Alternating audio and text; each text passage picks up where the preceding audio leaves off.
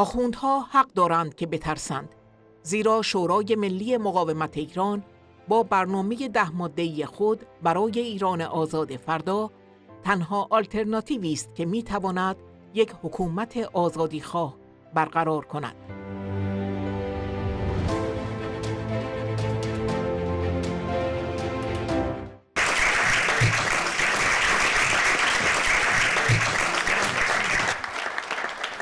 Madame la Présidente du Conseil national de la résistance iranienne, chère Mariam Rajavi, Madame la Présidente du Comité parlementaire pour un Iran démocratique, chère Cécile Rilhac, et chers amis parlementaires et chers amis, d'abord, du plus profond du cœur, je voudrais vous dire notre gratitude.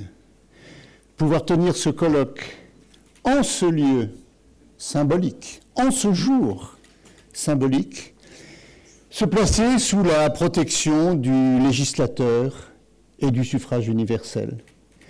Et c'est tout de même impressionnant de voir tous les parlementaires qui se sont exprimés à l'unanimité pour soutenir la cause de la résistance iranienne.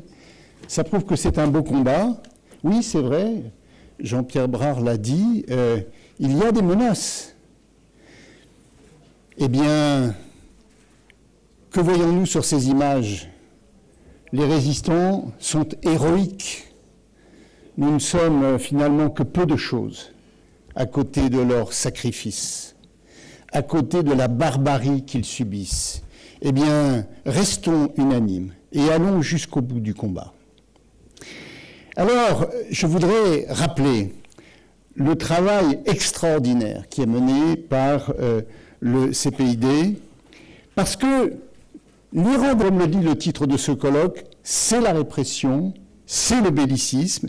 C'est un pays dans lequel plus de 120 000 opposants ont péri au cours des 4 décennies qui viennent de s'écouler et qui ont été marquées par des exécutions sommaires, des tortures, des disparitions forcées, des massacres de prisonniers, une guerre sans relâche qui a coûté la vie à des dizaines, sinon à des centaines de milliers d'innocents.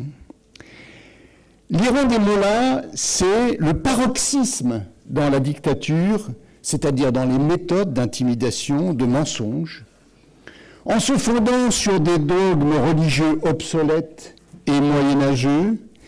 Et c'est donc l'Iran des mollahs qui rencontre cette formidable opposition héroïque, cette résistance dans la société iranienne, riche de sa culture, de sa civilisation, de sa jeunesse éduquée. Et dès le départ, il a fallu faire face à cette instabilité, à cette crise de légitimité. Et le régime des mollahs n'a pu survivre que grâce à une répression systématique à l'intérieur et le recours à la guerre et au terrorisme à l'extérieur, parce que c'est un moyen de diversion, tout simplement. Les Iraniens ne veulent plus de ce régime.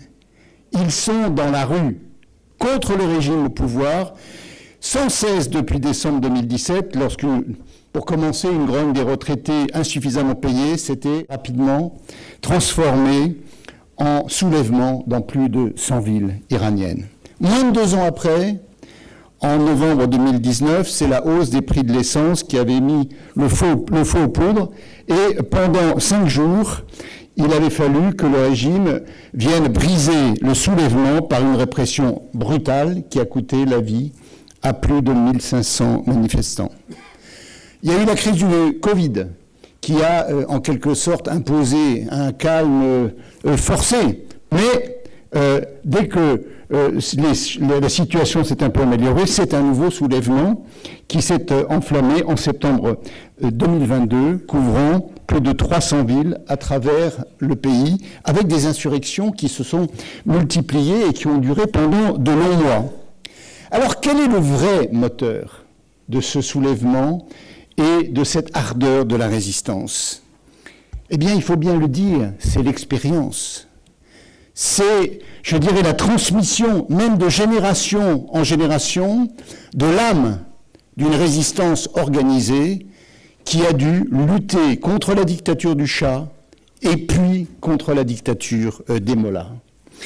Les dirigeants du régime, en commençant par le guide suprême, Ali Khamenei, ne cessent de montrer du doigt leur principal adversaire, c'est-à-dire les Moudjahidines du peuple, l'ONPI et le CNRI. C'est une véritable obsession. Ils ne parlent que de cela, parce qu'ils ont compris que c'est la seule alternative possible à ce régime. La présence de cette répression et la sévérité contre les opposants de l'ONPI partout dans le monde, des milliers de moyens de résistance sont formés dans chaque quartier à travers tout le pays. Et plus de 20 000 manifestants croupissent encore dans les prisons en attendant, peut-être, pour la plupart d'entre eux, l'exécution capitale. Et on n'en est même plus du côté du régime des Mollahs à nier l'existence de cette résistance. Ils préfèrent en parler maintenant haut et fort. Il faut que le monde entier voit que cette résistance existe. Et il faut comprendre que pour le régime des Mollahs, les opposants, l'ONPI, c'est la menace, la principale menace, je dirais la menace existentielle contre l'Iran des Mollahs. Alors, c'est la raison pour laquelle ils viennent d'intensifier ces simulacres de procès. Et depuis quelques semaines, 104 membres de l'organisation ont été jugés pour des chefs d'inculpation datant de plus de 40 ans. Évidemment, dans un pays dans lequel, hélas, des dizaines de milliers de personnes ont été exécutées après des procès qui, dans le meilleur des cas, ne duraient que quelques minutes, on peut naturellement accorder aucun crédit à ces nouvelles formalité, si je puis dire, d'un simulacre qui ne fait que se perpétuer avec toujours le même résultat. Or, sous la pression persistante et face à des protestations, à des manifestations croissantes, les manœuvres cherchent à entamer le soutien de l'ONPI, pour l'ONPI de la jeune génération iranienne. Il faut détourner l'attention, lancer des accusations infondées dans le cadre de diabolisation contre la seule alternative politique. Ainsi, l'Iran des Mollahs passe à une répression, je dirais, qui s'aggrave de jour en jour contre la seule alternative qui existe, le Conseil national de la résistance et l'ONPI. Les Mollahs ont raison d'avoir peur. Avec le programme en 10 points pour l'Iran de demain, le CNRI présente en tout point de comparaison la seule alternative démocratique et l'assurance de faire enfin aboutir en Iran un régime de liberté. Liberté des femmes, liberté des hommes, liberté des cultes, abolition de la peine capitale, séparation de la religion et de l'État. Voilà l'alternative politique. Voilà la raison pour laquelle ce combat en vaut la peine.